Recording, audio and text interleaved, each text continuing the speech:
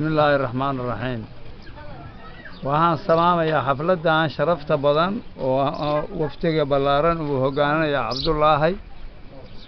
wasiirka Cabdullaahi oo hogaaminayo iyo waftiga balaaran oo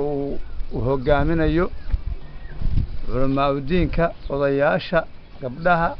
dhalinyarada ciidamada dhammaan 14 boqolkan salaamaya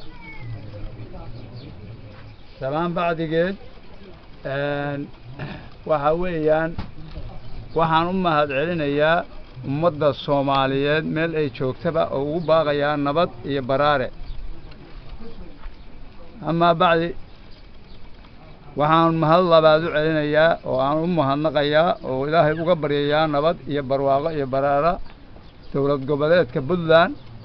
ee uu madaxda ka yahay Cabdiraxmaan Maxamed madaxweynaha Puntland inta bacdigeed waxa weeyaan meeshan degmada Tawfiiq waxa weeyaan degmo cusub oo kamida Puntland baahideeduna ay badan tahay sidii waxbarashada caafimaadka ciidamada degmada hawshii ay lahayd dhismaha ay lahayd dhammaan waxaan ka codsanaynaa dawladda Puntland Cabdullaahi maxamed faroole oo madaxda ka yahay inaanu helno wixii xaq u leedahay ayaan doonaynaa iyo maamulka Puntland iyo dawladda cusub inta bacdigeed waxaan kala oo ugu baaqayaa jaaliyadaha dibadda iyo dawlad federaalka inayna taageeraan oo ay noo firiyaan gacan ballaaran oo ay u baahan yihiin dhammaan inay wax ka qabtaan intii ay qusayso degmada Tawfiiq oo kamida dawladda ballaaran ee Soomaaliya kana tirsan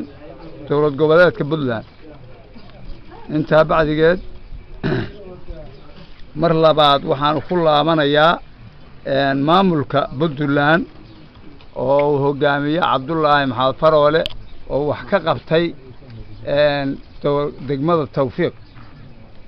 mar labaadna waxaan ugu ducaynaynaa Ilaahay inuu kor ka dhigo nabad iyo barwaaqana uu ku waaro wixii ka dhimana u dhameystiro assalaamu calaykum waraxmatullaahi wabarakaatuh